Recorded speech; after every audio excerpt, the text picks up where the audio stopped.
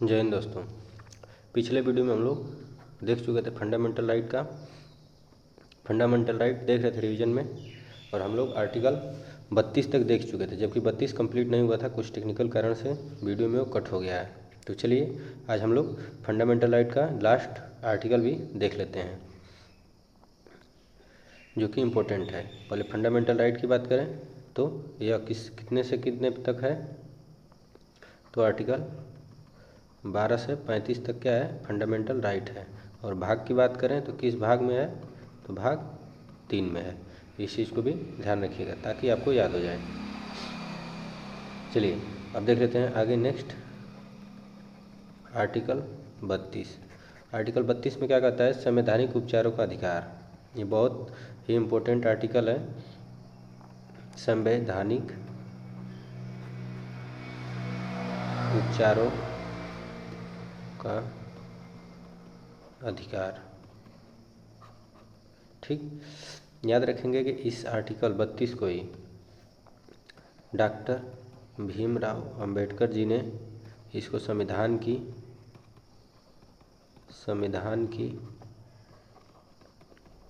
आत्मा कहा है। इस चीज़ को ध्यान रखेंगे कि इसे संविधान की आत्मा किसने कहा है, भीमराव अंबेडकर जी ने इसे संविधान की आत्मा कहा है। अब देखिए इसी के तहत क्या होता है, इसी के तहत रीट जारी किया जाता है। लिख लेते हैं, इसके तहत ही रीट जारी, तहत ही यहाँ से ऐसे लिख लीजिए, सुप्रीम कोर्ट रीट जारी करता है। ठीक, देखिए यहाँ से रीट जारी करता है कौन, सुप्रीम कोर्ट। लेकिन यहीं से आपको सुप्रीम कोर्ट और हाई कोर्ट को क्या मिलती है, रीट जारी करने की पावर मिलती है। और इस आर्टिकल 32 को संवैधानिक उपचार का अधिकार कहाँ से मिलता है, आर्टिकल 13 से। आर्टिकल 13 में भी बात कही गई है। तो इतना मत याद रखिए, बस आप लोग ये याद रखिए कि आर्टिकल 32 के तहत ही सुप्रीम कोर्ट क्या करता है, सुप्रीम कोर्ट रीट जारी करता है। ठीक, अब यहाँ पे जब रीट की बात आई है तो रीट देख लेते हैं। बात करें रीट, तो रीट इसका स्पेलिंग देख लीजिए, WRIT, ये होता है रीट। और यह कितने प्रकार के, 5 प्रकार के रीट जारी होते हैं। पहला है आपका बंदी प्रत्यक्षीकरण। बंदी प्रत्यक्षीकरण, बंदी प्रत्यक्षीकरण रीट तब जारी किया जाता है जब किसी नागरिक के फंडामेंटल राइट को किनारे करके उसको बंदी बनाया जाता है। और यह पुलिस हुआ या किसी भी व्यक्ति के खिलाफ और किसी भी व्यक्ति को जारी किया जाता है। और बंदी प्रत्यक्षीकरण में क्या होता है, बंदी को प्रत्यक्ष रूप से उपस्थित यानी उपलब्ध कराना, यानी कि सशरीर, यहाँ पे लिख लीजिए सशरीर, यानी शरीर के साथ, सशरीर उपस्थित होना, सशरीर उपस्थित होना। ठीक, जैसे आप लोग देखे होंगे, एक आई थी मूवी साउथ की जय भीम, उसमें इसका अच्छे से दिखाया गया है बंदी प्रत्यक्षीकरण का। तो इस चीज़ को आप लोग जरूर याद रखिएगा। तो एक रीटी हो गया। चलिए अगला देख लेते हैं। दूसरे नंबर पे है आपका परमादेश।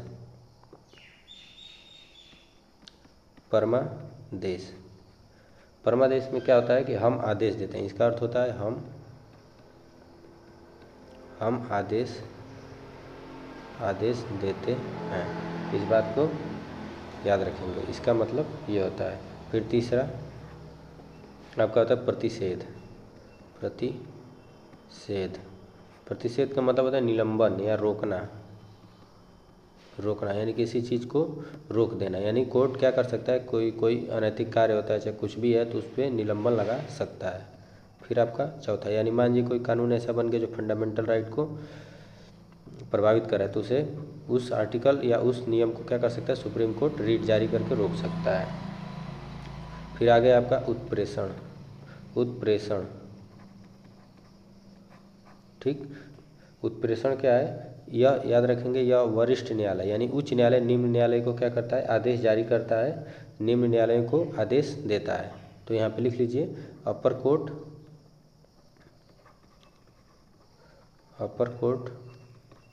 लोअर कोर्ट को आदेश देता है, को आदेश जारी करता है। इस बात को ध्यान रखेंगे कि अपर कोर्ट जो है वो लोअर कोर्ट को आदेश जारी करता है। जैसे हाई कोर्ट सुप्रीम कोर्ट क्या करेगा, हाई कोर्ट को आदेश जारी कर सकता है, हाई कोर्ट डिस्ट्रिक्ट कोर्ट को, ऐसे करके ये सीक्वेंस चलता है। फिर आपका 5वें नंबर पे है अधिकार परीक्षा। अधिकार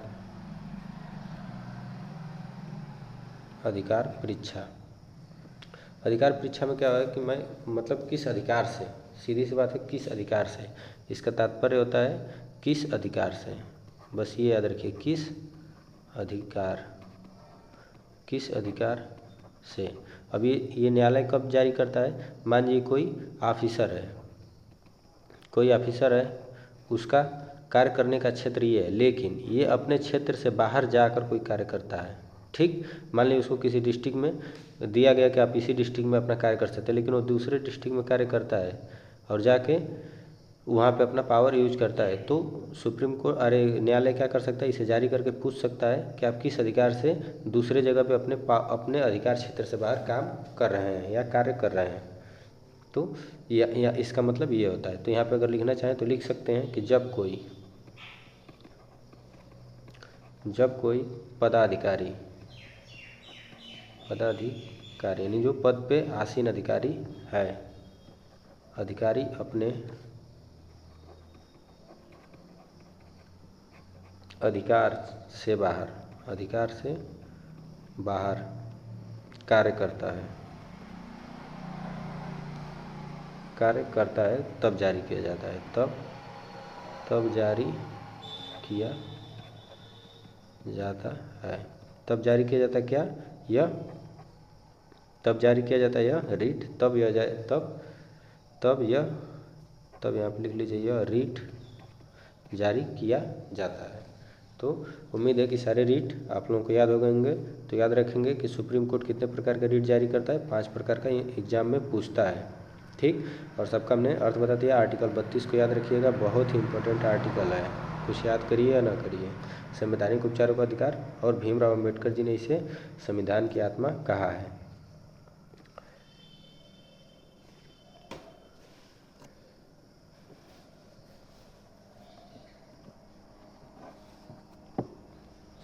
तो ये था, उम्मीद है कि यहाँ तक, अभी तो और भी है लेकिन इम्पोर्टेंट ये था, फंडामेंटल राइट्स है। तो उम्मीद है कि आप लोग इसको तैयार कर लीजिएगा, फंडामेंटल राइट। अब हम लोग आगे देखेंगे DPSP। अब अगला भाग है आपका DPSP। इसका पूरा नाम क्या है, राज्य के नीति निदेशक सिद्धांत। लिख लीजिए राज्य के नीति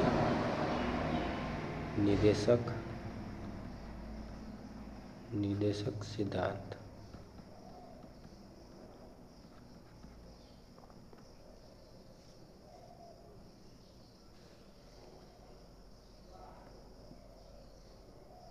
ठीक, ये इसका हो गया DPSP। अब अगला टॉपिक हम लोग का स्टार्ट हो गया। अब यहाँ से देखिए हम लोग क्या देखेंगे, पहले ये इसका आर्टिकल कहाँ से कहाँ तक है। तो आर्टिकल की बात करें तो ये 36 से 51 के बीच में क्या है, DPSP है। और किस भाग में इसका वर्णन है, तो भाग की बात करें तो भाग 4 में इसका वर्णन दिया गया है। और इसका विचार की बात करें या सोर्स की बात करें कि कहाँ के संविधान से यह लिया गया है, तो यह आयरलैंड से लिया गया है, आयरलैंड के संविधान से, आयरलैंड के संविधान से, आयरिश कॉन्स्टिट्यूशन यानी कि आयरलैंड से लिया गया है। तो आयरलैंड के संविधान से इसका विचार लिया गया है। यहाँ पे सोर्स कर सकते हैं या यहाँ से विचार भी कर सकते हैं कि इसका विचार कहाँ से लिया। क्यों, यहाँ पे अधिकतर रिलेटिव मतलब सोर्स ही पूछता है, लेकिन मेनली विचार कहा जाता है। क्यों, क्योंकि यह DPSP की बात हमारे इंडियन जो भारतीय कानून से 1935 था, उसमें भी इसका वर्णन किया गया है। लेकिन मैक्सिमम सभी एग्जामों में आयरलैंड को ही किया है, तो इस बात को ध्यान रखेंगे। भारत शासन अधिनियम 1935 में भी इसका वर्णन था, तो इस चीज़ को ध्यान रखेंगे। वहाँ से इसके कुछ प्रिंसिपल लिए गए हैं, तो इसको हटा देते हैं। अगर सोर्स या विचार की बात करें कि इसका विचार कहाँ से आया है, तो आयरलैंड से, इस चीज़ को ध्यान रखेंगे। और डीपीएसपी के बारे में पहले जान लीजिए। यह फंडामेंटल राइट की तरह इसे न्यायालय लागू नहीं कर सकता है।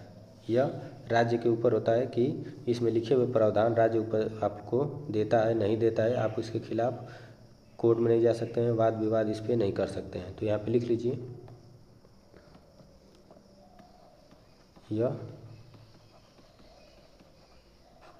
यह न्यायालय द्वारा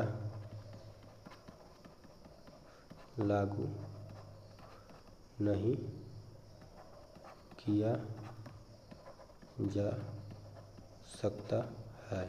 कुल मिला के इसकी लागू नहीं किया जा सकता, तात्पर्य क्या है कि फंडामेंटल राइट की तरह इसको संरक्षित अधिकार नहीं दिए गए। जैसे आपका फंडामेंटल का उल्लंघन होता है, आप तुरंत कोर्ट चले जाते हैं, उस पर तुरंत लीगल एक्शन होता है, लेकिन इसमें ऐसा कुछ नहीं है। ये राज्य को दिए गए अधिकार हैं।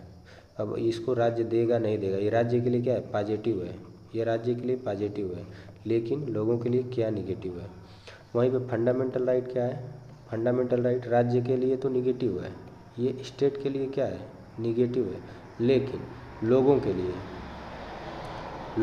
क्या है, पॉजिटिव और निगेटिव दोनों प्रकार का है। इस बात को ध्यान रखेंगे। लेकिन पॉजिटिव 90% है, निगेटिव मान के चलिए कितना है, 10% है। इस चीज़ को भी ध्यान रखेंगे। तो फंडामेंटल राइट की तरह इसे न्यायालय क्या कर सकते हैं, लागू नहीं करा सकता है कि आपके नियम राज्य को नहीं कर सकते कि आपने ये कहा है तो ये करिए। और लेकिन फंडामेंटल राइट में है कि जो भी बातें लिखी हैं वो न्यायालय आपको लागू करा के देगा, यानी कि न्यायालय से इसका संरक्षण प्राप्त है। चलिए अब आगे इसका उद्देश्य देखेंगे कि डीपीएसपी का उद्देश्य क्या है, क्यों इसको रखा गया है, क्यों इसको संविधान में लाया गया। तो इसका उद्देश्य क्या है, तो इसका उद्देश्य है कल्याणकारी राज्य,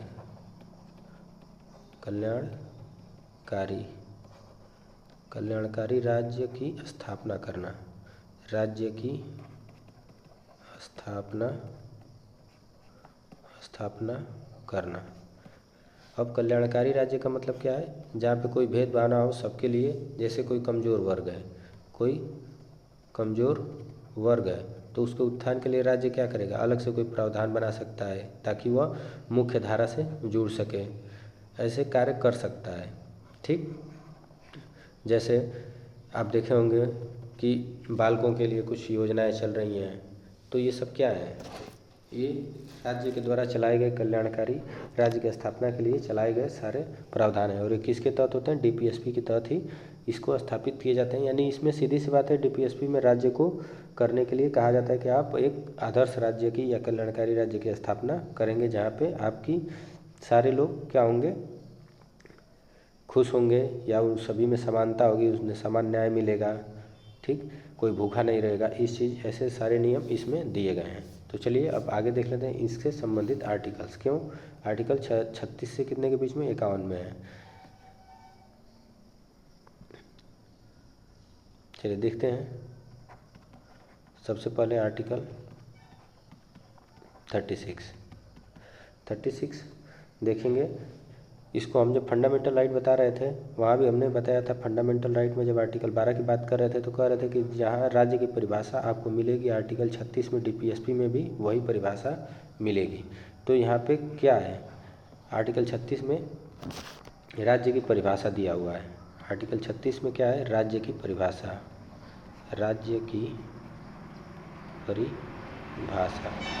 इस यहाँ पे राज्य को परिभाषित किया गया, डिफिनीशन ऑफ स्टेट।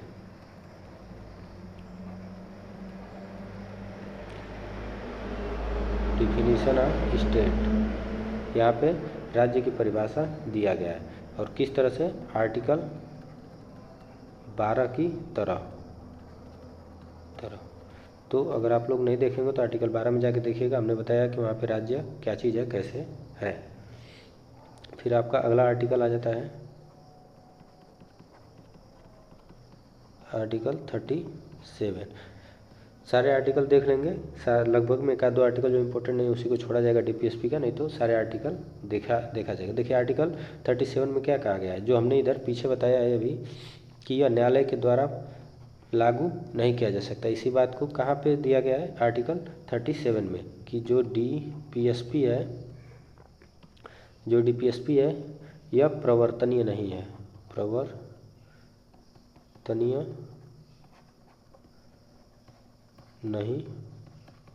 नहीं होते हैं। ठीक, अब इसका अर्थ क्या है, इसका थोड़ा सा अर्थ देख लीजिए। यहाँ पे है कि कहा गया कि डीपीएसपी वाद योग्य नहीं है, अर्थात इसे न्यायालय द्वारा, यही बात अब जो हमने पीछे लिखा है कि अर्थात इसे न्यायालयों द्वारा लागू नहीं करवाया जा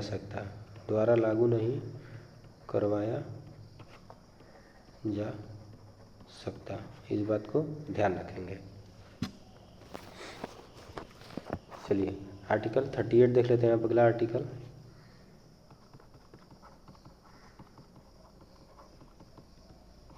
आर्टिकल 38, इसमें क्या कहा गया कि राज्य लोक कल्याण के लिए सामाजिक व्यवस्था बनाएगा।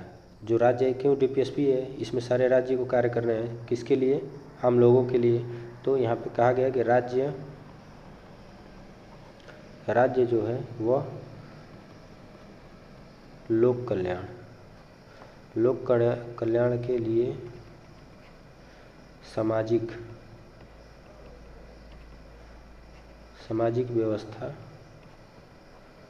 व्यवस्था बनाएगा, जिससे नागरिक को सामाजिक, आर्थिक और राजनीतिक न्याय मिले। नागरिक को सामाजिक, आर्थिक एवं राजनैतिक न्याय मिले। ठीक, अगर इस आर्टिकल को देखेंगे तो इसके जो प्रावधान है, आपको प्रस्तावना में भी इसके कुछ शब्द मिलेंगे, प्रस्तावना। ठीक, प्रस्तावना में भी सामाजिक, आर्थिक, राजनीतिक न्याय की बात की गई है, तो इसको वहाँ से भी रिलेट कर सकते हैं। ठीक, और यहाँ पे बात करें कि आर्टिकल 38 है क्या चीज़, तो आप सीधी सी बात रख सकते हैं कि ये क्या है, यह एक मिला के वेलफेयर स्टेट की बात करता है। ठीक, बस यहाँ पे यही समझ लीजिए। चलिए आर्टिकल 39 देख लेते हैं आगे। अब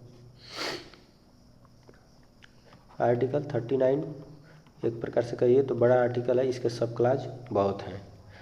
ठीक, लेकिन हम लोग सब क्लास भी देखेंगे क्योंकि वहाँ से डायरेक्ट क्वेश्चन पूछता है। यहाँ पे देखिए सीधी सी बात कहा गया कि सामाजिक व आर्थिक विकास करेगा, यानी कि राज्य क्या करेगा, नागरिकों के लिए सामाजिक व आर्थिक विकास के अवसर प्रदान करेगा। यहाँ पे लिख सकते हैं कि के अवसर प्रदान करेगा, कौन, स्टेट। सॉरी, यहाँ पर सामाजिक और आर्थिक का मतलब क्या है, देखिए सीधी सी बात है, कहने का मतलब ये कि राज्य ऐसा ना हो कि आपको कोई जॉब ही ना दे, यानी कोई इंडस्ट्री ही ना लगाए, फिर मार्केट ही ना दे, मंडी ही ना बनाए, तो आपको अगर खेती भी करते हैं तो अपने कहाँ ले जाके फसल बेचेंगे। तो उसके लिए सरकार को क्या करना पड़ेगा, आर्थिक विकास के लिए सारी योजनाएं लागू करनी पड़ेंगी। ठीक, इंडस्ट्री बनाने पड़ेंगे, कुछ रोजगार के अवसर प्रदान करना पड़ेगा, ताकि लोग वहाँ पे कार्य कर सकें, फिर उन्हें जो भी पैसे मिलेंगे, आमदनी मिलेगी, तो वही क्या है, आर्थिक विकास यही हुआ, सामाजिक विकास भी होगा उससे। तो बस इससे वही है, इसमें ये बात कही गई। अब इसी के तहत इसके अंदर जब इतनी बातें कह दी गई हैं तो इसके अंदर बहुत से सब क्लास जोड़ दिए गए, इसको ध्यान में रखते हुए। ठीक, अब जैसे पहले 39 यहाँ पे आर्टिकल लिख लीजिएगा 39A, ये कैपिटल ए है, देखिएगा ये उप नियम है, और एक कहीं कहीं पे छोटा भी लिखा रहता है, जैसे अभी इसी में आर्टिकल 39A मिलेगा, आर्टिकल 39A मिलेगा, तो ये दोनों अलग चीज़ें, इस चीज़ को ध्यान रखेंगे। देखिए इसमें क्या है, इसमें बात कहा गया है समान न्याय और निःशुल्क विधिक सहायता, बहुत ही इम्पोर्टेंट है ये इम्पोर्टेंट मार्क कर लीजिएगा। इसमें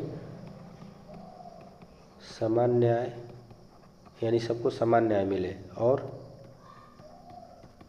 निःशुल्क यानी फ्री, निःशुल्क विधि सहायता,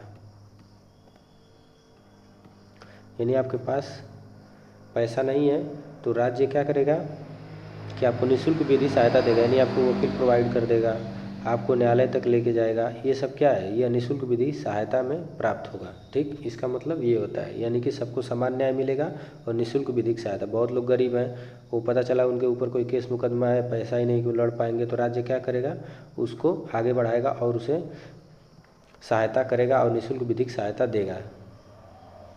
बहुत से आप लोग यूट्यूब पे भी वीडियो देखते होंगे कि एक एमपी के जज हैं, उन्होंने अभी हाल ही में एक वृद्ध व्यक्ति गए थे, उनके पास पैसा नहीं था वकील करने के लिए, तो उन्होंने सरकारी वकील उनको प्रोवाइड कराया। वही है क्या है, निःशुल्क विधिक सहायता है। ठीक, चलिए अब आगे। अब देखिए, अब हमने कहा था ना आर्टिकल 39 इम्पोर्टेंट है, अब इसके हम लोग सब क्लास देखेंगे। आर्टिकल 39A, आर्टिकल 39A कह लीजिए या क कह लीजिए, दोनों एक ही बात है। ठीक, ऐसा ना हो कि ए का क समझिएगा, ऐसा कुछ नहीं है। ठीक, मैं इसे हिंदी में ही कर देता हूँ, इसको क कह लीजिए या ए कह लीजिए। जो इंग्लिश में लिखना चाहेंगे वो 39A लिखेंगे। ठीक, इस्माल वाला ए, और जो हिंदी वाले हैं वो क लिखेंगे। इसमें क्या कहा गया है, इसमें आजीविका के पर्याप्त साधन प्राप्त करने का अधिकार, जो हमने अभी बात किया कि सरकार क्या करेगा, आपको रोजगार देगा, रोजगार के अवसर प्रदान करने का अवसर देगा, या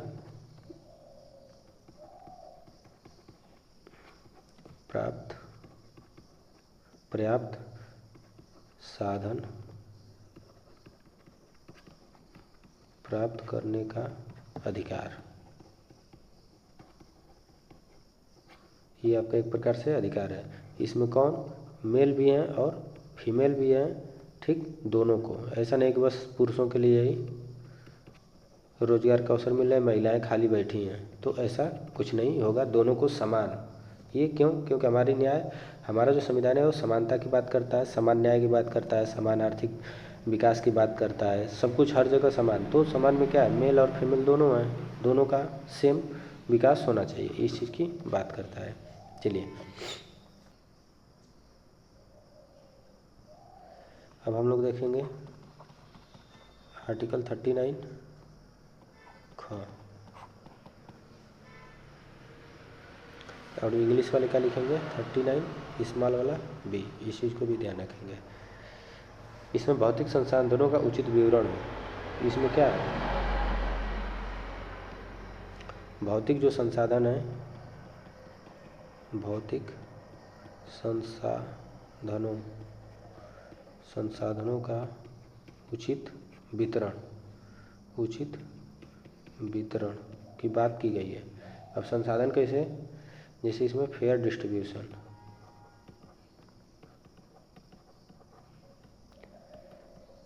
जैसे फेयर डिस्ट्रीब्यूशन में क्या बात है, जैसे कहीं माइनिंग हो रही है, चाहे जो भी है, जो भी आपके उपस्थित संसाधन है उसमें क्या होगा, समान वितरण हो। अब ऐसा ना हो कि कोई एक ही समान है, इसका वितरण बस एक लोगों को कर दिया जाएगा, इस पर एकाधिकार हो जाए और वो अपने मनमाने तरीके से इसका उपयोग करे, तो ऐसा नहीं होगा। यानी कुल मिला के संसाधनों का केंद्रीकरण यानी सेंट्रलाइजेशन नहीं किया जाएगा, सबको समान अवसर मिलेगा। इसीलिए क्या किया जाता है, टेंडर जारी किया जाता है, ताकि सभी लोगों को अवसर मिले टेंडर भरने का और सभी लोग अपना वहाँ पे दमखम दिखाएं और जो भी जीतेगा उसको क्या किया जाएगा, भौतिक संसाधन दे दिया जाएगा।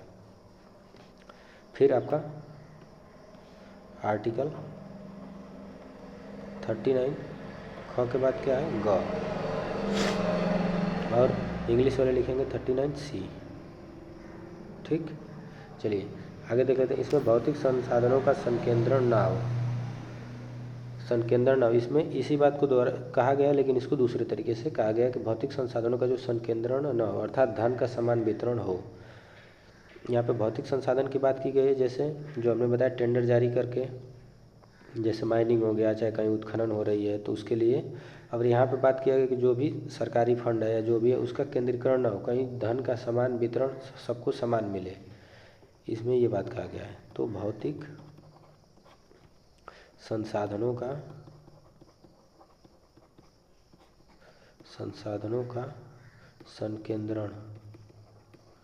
संकेंद्रण ना हो, बस। अर्थात धन का, लिख लीजिए इसको अच्छे से, पता चल जाएगा, ध्यान रहेगा। अर्थात धन का समान वितरण हो, यही इसका अर्थ है। ठीक। और देखिए ये जो तीनों आर्टिकल हैं, यहाँ से इतना क, ख और ग, ये क्या, ये राज्य का दायित्व है जिससे लोगों को समाज का विकास हो। ये राज्य का दायित्व है जो इसे पूरा करेगा, वो ध्यान रखेगा, इस पर पूरा फोकस करेगा।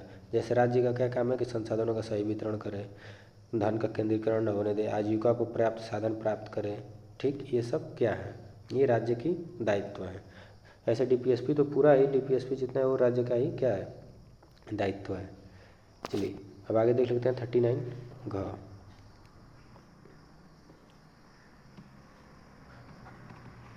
आर्टिकल 39 कहाँ तक, ग और घ, और इंग्लिश वाले क्या लिखेंगे 39 डी, स्मॉल वाला। ठीक, इस चीज़ को ध्यान रखेंगे। चलिए इसमें क्या है, ये भी इम्पोर्टेंट है, इसको इम्पोर्टेंट पहले मार्क कर लीजिए। ठीक, इसमें कहा गया कि पुरुष और महिला, मेल या फीमेल के लिए समान कार्य के समान वेतन हो। समान कार्य के लिए समान कार्य के लिए समान वेतन हो। जैसे मान लीजिए कोई कंपनी ए है, इस कंपनी ए में 10 मेल काम करते हैं, एक मेल को 300 रुपये पर डे दिया जाता है। और सेम काम ही अगर कोई 10 महिला करती हैं तो उसमें से ऐसा नहीं कि महिलाओं को 200 रुपये पर डे देंगे, ये गलत है, ये डीपीएसपी ऐसा नहीं होने देगा। तो यहाँ पे क्या होगा, 300 रुपये पर डे सभी महिलाओं को मिलेगा, यानी कि समान कार्य के लिए समान वेतन, दोनों का काम सेम होना चाहिए।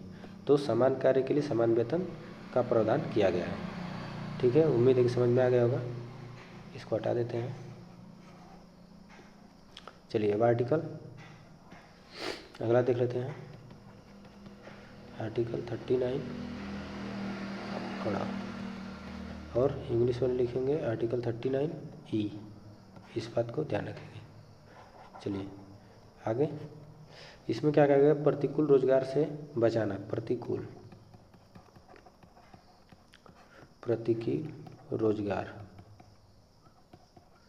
रोजगार से बचाना।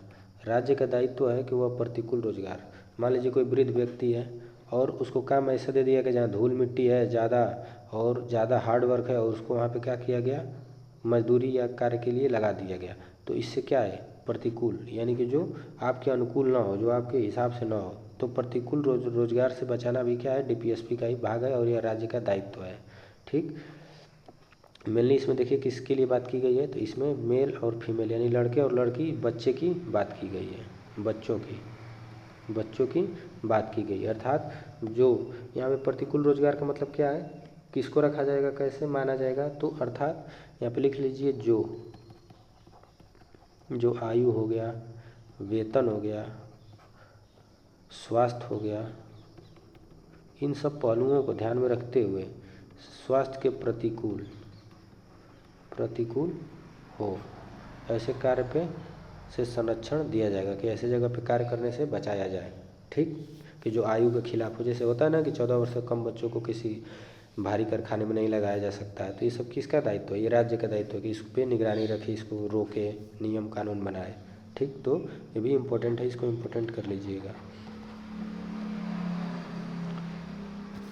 और अब ये 39 का क्या है, लास्ट आर्टिकल है, सब क्लास वाला। ठीक, और इसमें क्या है, बच्चों का विकास गरिमा के साथ हो। इसमें कहा गया कि जो बच्चे हैं, बच्चों का विकास जो है वह गरिमापूर्ण होना चाहिए, यानी गरिमा के साथ होना चाहिए, शोषण के साथ नहीं।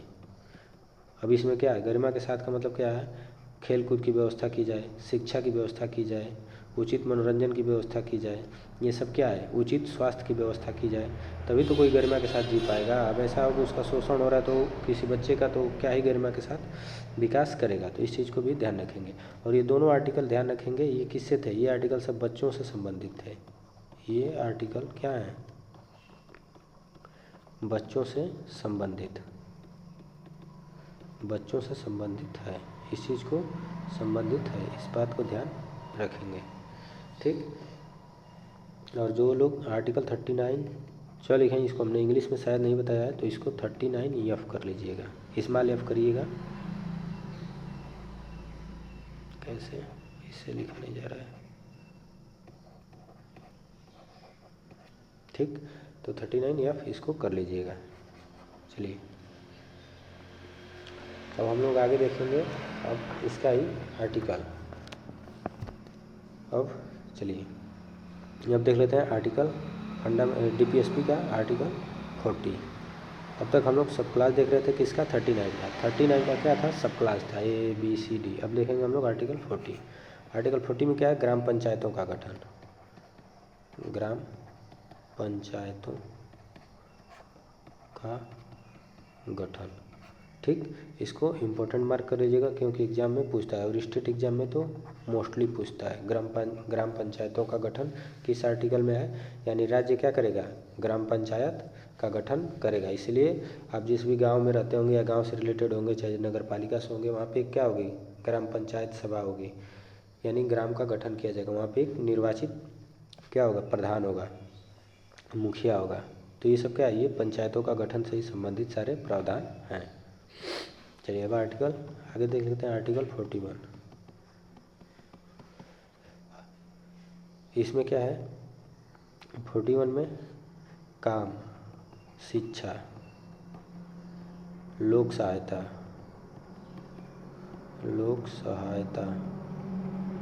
ठीक, पाने का अधिकार।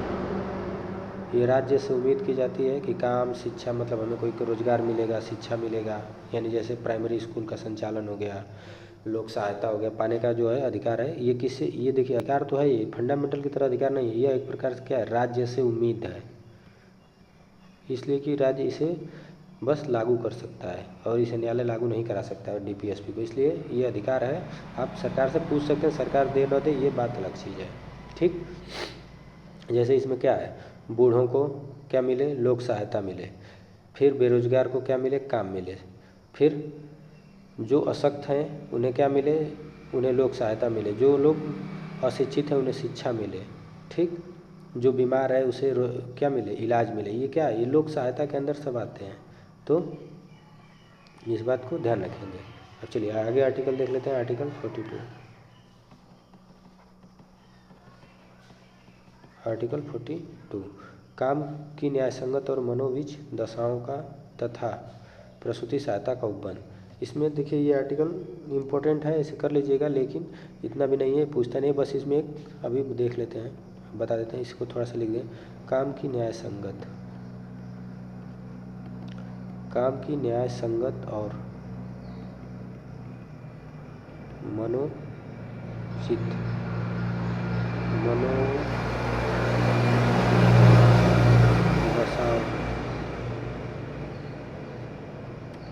दशाओं तक का तथा प्रसूति सहायता। प्रसूति सहायता को क्या कहते हैं, मैटरनिटी रिलीफ। ठीक, यहाँ पे छोड़िए।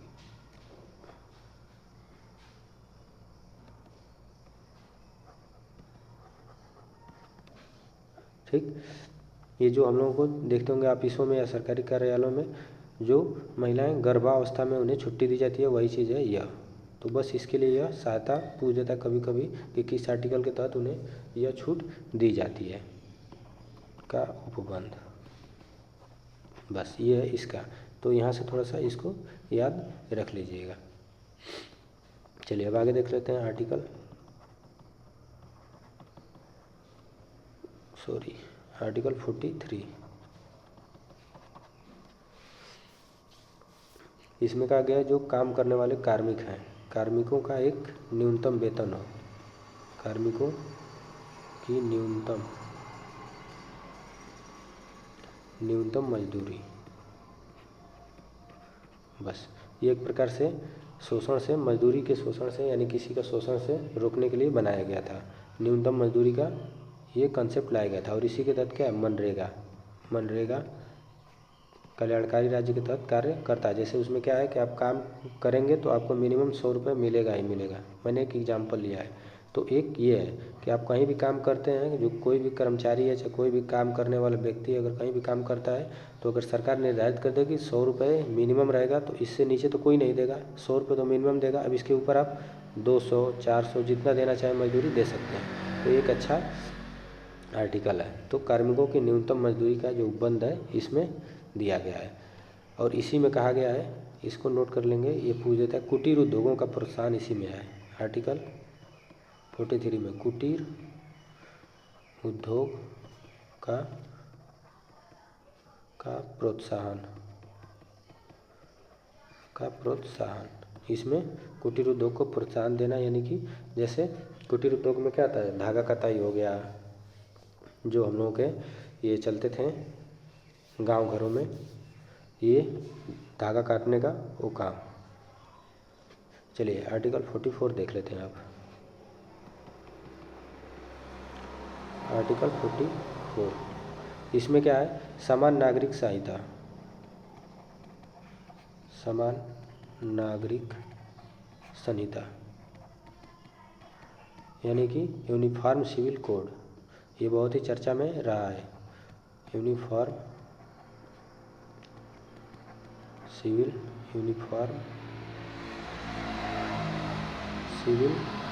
कोड, ठीक, UCC। और ये कहाँ कहाँ लागू है, तो सबसे पहले तो गोवा में लागू था, अब अभी हाल ही में उत्तराखंड में इसे लागू किया गया। और इसका अर्थ क्या होता है, सभी के लिए समान नियम, सभी के लिए समान नियम और सभी धर्मों के लिए समान नियम। इसका मतलब ये होता है जो कानून हिंदू धर्म के लिए होगा वही मुसलमान धर्म के लिए होगा, वही ईसाई के लिए, वही बौद्ध के लिए, सब में यानी जो भी कानून बनेगा सबके लिए समान होगा। आप ये कुछ भी प्रिविलेज नहीं ले सकते कि मैं इस धर्म से हूँ तो हमारे धर्म में ये दिया गया है चाहे हम ये कर सकते हैं, ऐसा कुछ नहीं है। तो ये राज्य के द्वारा लागू किया जाता है, सबको समान नागरिक संहिता में सबको समान नियम कानून बनाए जाते हैं। चलिए अब आगे देख लेते हैं आर्टिकल 45। आर्टिकल 45 में क्या है, 6 वर्षों के जो बच्चे हैं उनको शिक्षा मिले। इसमें अनिवार्य शिक्षा की बात नहीं की गई है जो DPSP है पहले, लेकिन संशोधन करके बाद में इसमें बात ऐड की गई। तो 6 वर्ष के बच्चों को शिक्षा मिले, ठीक। अब इसमें क्या किया गया, इसमें संशोधन किया गया 86 यानी 86वें संविधान संशोधन 2002 के तहत, और आर्टिकल 21A जोड़ा गया और इसमें क्या किया गया, संशोधन करके क्या किया गया, राइट टू एजुकेशन को जोड़ दिया गया, राइट टू एजुकेशन एक्ट जोड़ दिया गया। और राइट टू एजुकेशन एक्ट में कहा क्या गया, तो इसमें एक शब्द क्या हो गया, 6 से 14 वर्ष के बच्चों को निःशुल्क एवं अनिवार्य शिक्षा, ठीक। तो ध्यान रखेंगे ये फंडामेंटल राइट, ये क्या हो गया, ये फंडामेंटल राइट भी बन गया, फंडामेंटल राइट। तो जो 86वां संविधान संशोधन किया गया या DPSP में भी संशोधन होता है और फंडामेंटल राइट में भी होता है, और फंडामेंटल राइट में इसको आर्टिकल 21A जोड़ दिया जाएगा। तो मेजर इम्पैक्ट तो फंडामेंटल राइट में पड़ा, लेकिन ये तो पहले से इसमें DPSP में पहले से क्या था, डीपीएसपी में पहले से इसका प्रावधान था, लेकिन इसमें क्या किया गया, जो 6 वर्ष का था यहाँ पे 6 से 14 वर्ष के लिए निःशुल्क और अनिवार्य शिक्षा यहाँ पे ऐड कर दिया गया। तो ध्यान रखेंगे, अगर पूछ भी देता है कि 86वें संविधान संशोधन से किस में सबसे ज़्यादा प्रभाव पड़ा, तो फंडामेंटल राइट में पड़ा। क्यों? क्योंकि यहाँ पे एक नया आर्टिकल लिया गया, लेकिन डीपीएसपी में पहले से दिया गया था। अब इसको राज्य लागू करे न लागू करे, न्यायालय में भी नहीं जा सकते थे। क्यों? क्योंकि डीपीएसपी न्यायालय में जा नहीं सकता है। तो डीपीएसपी में बस इसमें क्या किया गया, संशोधन करके निःशुल्क और अनिवार्य शिक्षा को ऐड कर दिया गया। तो इस बात के अंतर को आप लोग जरूर समझेंगे। चलिए अब आर्टिकल हम लोग 46 देख लेते हैं। आर्टिकल 46। आर्टिकल 46 में क्या है, SC ST weaker section, weaker section का विकास हो। जो लोग भी पिछड़े यानी कि हाशिए पे हैं उनको मुख्य धारा से जोड़ने का काम हो, विकास हो। जैसे जो SC ST हैं, वीकर्स हैं, जो सामाजिक पिछड़े लोग हैं, उनको क्या है, उनका विकास हो, ऐसे राज्य क्या करेगा, कार्य करेगा। ठीक। और इसमें कार्य क्या करेगा, इसमें राज्य क्या करेगा, राज्य बात करेगा SC ST दुर्बल, जो भी दुर्बल वर्ग हैं इनके लिए क्या करेगा, शिक्षा की व्यवस्था करेगा, शिक्षा की व्यवस्था करेगा, सामाजिक न्याय की व्यवस्था करेगा, सामाजिक न्याय की व्यवस्था करेगा। फिर क्या है, स्वास्थ्य की व्यवस्था करेगा। ये सब क्या है, ये सब न्याय क्या करेगा, राज्य इसको उपलब्ध कराएगा। चलिए अब आगे देख लेते हैं आर्टिकल 47 में क्या है, इसको इम्पोर्टेंट मार्क कर लीजिएगा, ऐसे इम्पोर्टेंट पूछेगा। इसमें बस आपको लिख लेना है कि लोक, ये बहुत समझ में आ जाएगा, लोक स्वास्थ्य का सुधार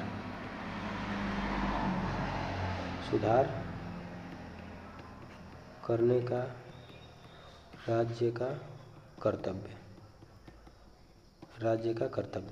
ये क्या है, राज्य का कर्तव्य है। इसी के तहत, इसी आर्टिकल के तहत क्या किया गया है, जैसे राष्ट्रीय पोषण, ये एग्जाम्पल है। इसके तहत क्या किया गया है, राष्ट्रीय पोषण योजना चलाई जाती है, राष्ट्रीय पोषण मिशन हो गया, परिवार नियोजन हो गया, परिवार नियोजन, ऐसे क्या हो गया, अनेक योजनाएं चलाई जाती हैं जिससे क्या हो, लोक स्वास्थ्य में सुधार हो। ठीक।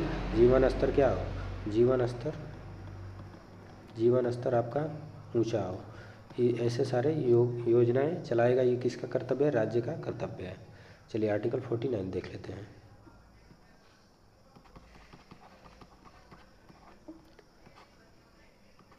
आर्टिकल 49 बोल दिए होंगे तो सॉरी, 48।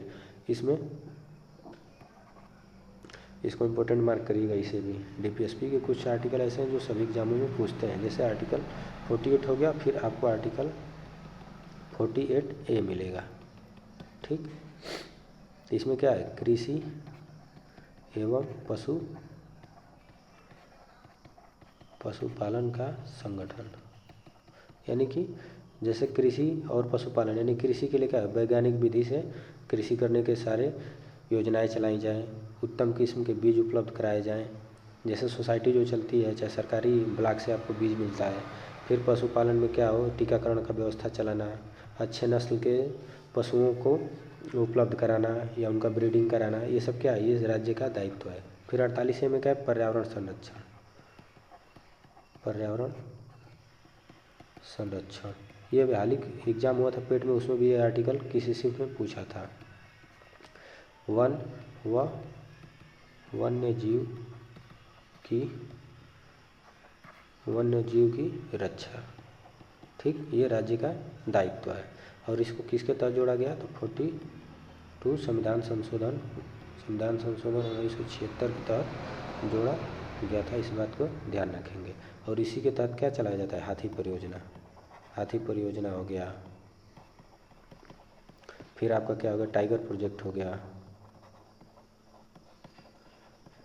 आदि ETC। ये सब योजनाएं कैसे, इसी के तहत चलाई जाती है। मतलब यहीं से इसका विचार लिया गया है, या यह कह लीजिए कि इसी के तहत राज्य क्या करता है, ये सब उपस्थित करता है। चलिए अब आगे देख लेते हैं आर्टिकल 49। राष्ट्र महत्व के जितने भी सरकारी जैसे राष्ट्र महत्व के क्या हैं, जैसे लाल किला हो गया, ठीक, कुतुब मीनार हो गया, राष्ट्रीय महत्व के स्मारकों, स्थानों,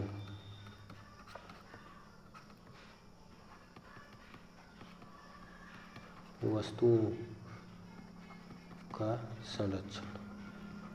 संरक्षण कौन करेगा? ये क्या है? राज्य का दायित्व है,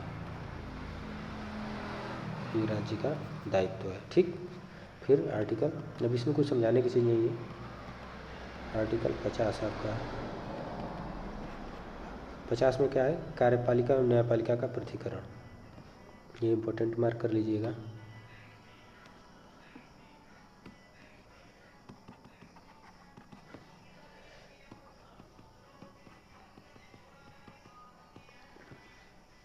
एक मिनट, इसको सही से लिख दें।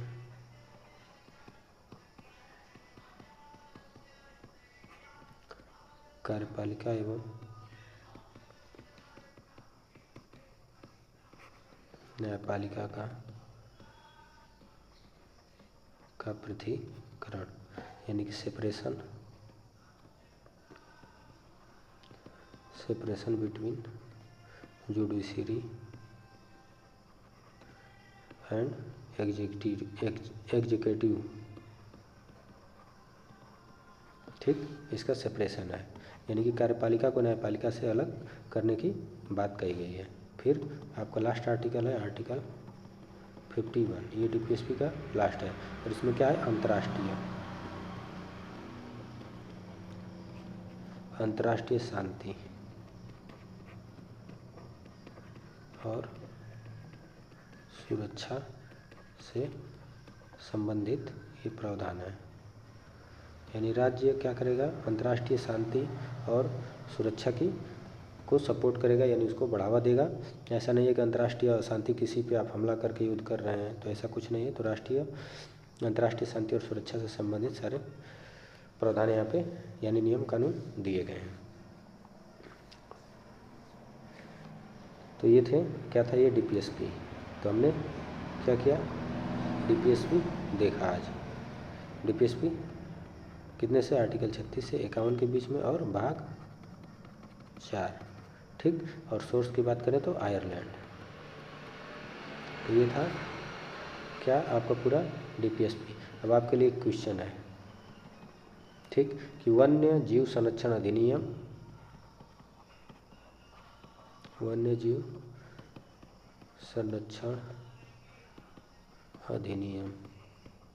कब